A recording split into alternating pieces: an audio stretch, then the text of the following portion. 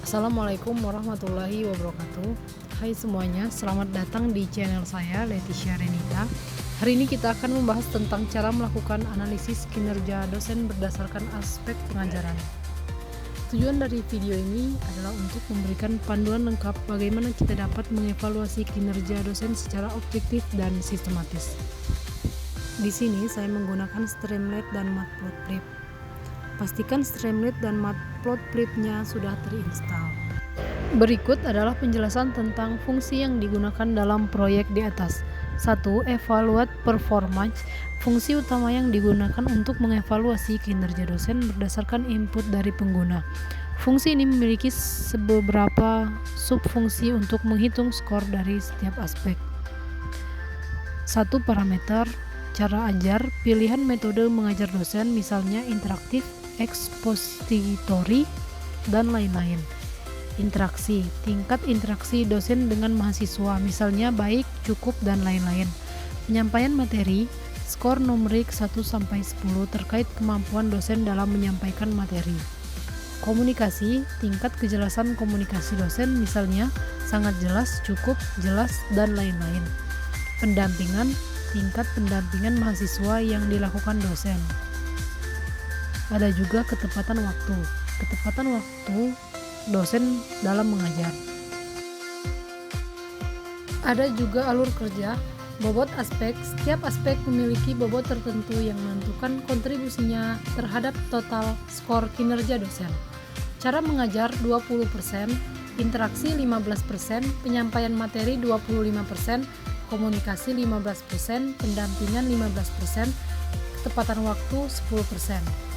Subfungsi untuk skor, terdapat beberapa subfungsi untuk menghitung skor pada tiap aspek. Skor cara ajar memberikan skor untuk metode mengajar. Skor interaksi memberikan skor berdasarkan interaksi dengan mahasiswa.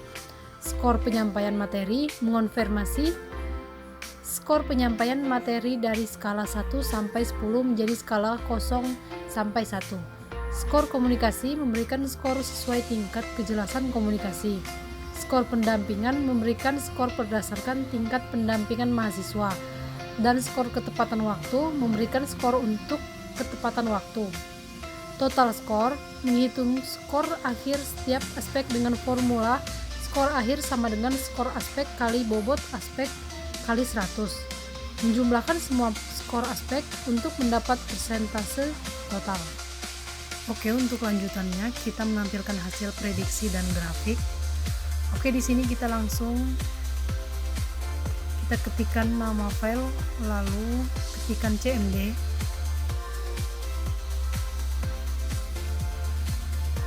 Di sini kita ketik Streamlit, run nama file, lalu .py.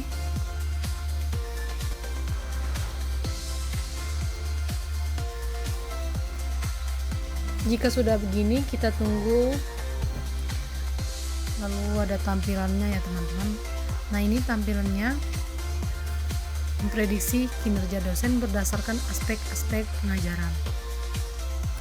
Aplikasi ini memprediksi kinerja dosen berdasarkan aspek penting seperti cara mengajar, interaksi dengan mahasiswa, penyampaian materi, komunikasi, pendampingan, dan ketepatan waktu dalam mengajar.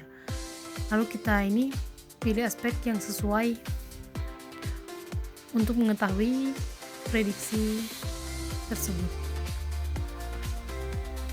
Nah, ini untuk tampilannya. Oke, lanjut kita ketik, kita isi di sini. Ini nama dosen. Lalu kita pilih cara mengajarnya, interaktif. Pilih interaksi mahasiswa. Kita ketik ini baik. Lalu skor penyampaian materi 7. Ini cukup jelas ya. Lalu pilih pendampingan mahasiswa, cukup. Lalu kita analisis. Nah, ini untuk grafiknya. Nah, jadi itu tadi cara melakukan analisis kinerja dosen berdasarkan aspek pengajaran ya teman-teman.